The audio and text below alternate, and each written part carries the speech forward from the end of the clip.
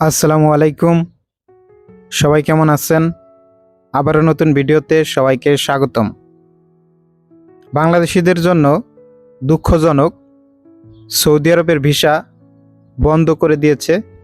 এখন থেকে কেউ আর সৌদি আরবে কাজের ভিসায় আসতে পারবে না। আসলেই কি সৌদি আরবের ভিসা বন্ধ করে দিয়েছে?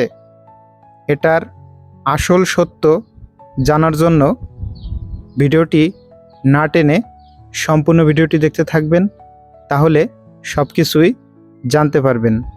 যাই হোক, বেশি কথা বলবো না, ভিডিওটি শুরু করা যাক। তো দেখেন, ইদানিং কিছু ইউটিউবার তারা মানুষের মধ্যে গুজব ছড়িয়ে বিভ্রান্তি ছড়াচ্ছে। আসলে কিন্তু সৌদি আরবের ভিসা বন্ধ হয়নি। আপনারা সবাই জানেন, বাংলাদেশের যে সবচেয়ে বড় শ্রমবাজার রয়েছে সেটি কিন্তু সৌদি আরব। বাংলাদেশ থেকে প্রতিদিন ৩,০০০ লোক সৌদি আরবে প্রবেশ করে।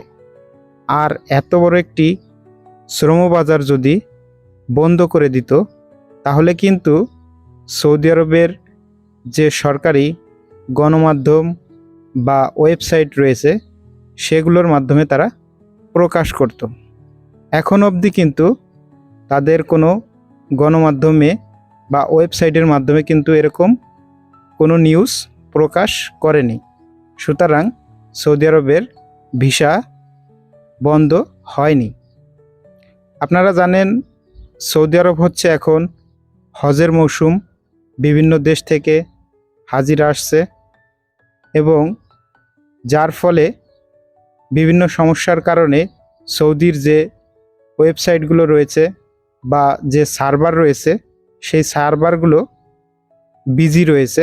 এর ফলে কিন্তু তারা এখন আর বাংলাদেশের যে ভিসা আবেদনের যে ওয়েবসাইট রয়েছে সেখান থেকে কেউ আর এখন ভিসা অ্যাপ্লাই করতে পারছে না। সেখানে গেলে দেখাচ্ছে বাংলাদেশের নাম নেই।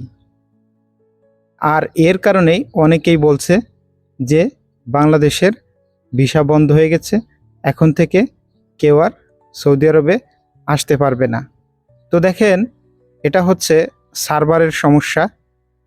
হয়তোবা 1 সপ্তাহ 2 সপ্তাহ গেলে ঠিক হয়ে যাবে। তো দেখেন, যদি আসলে ভিসা বন্ধ হয়ে যেত তাহলে আপনারা সৌদি আরবের যে ওয়েবসাইট বা গণমাধ্যম রয়েছে সেটার মাধ্যমে আপনারা জানতে পারতেন। তারা প্রকাশ করে দিত যে সৌদি আরবের ভিসা বন্ধ করে দিয়েছে।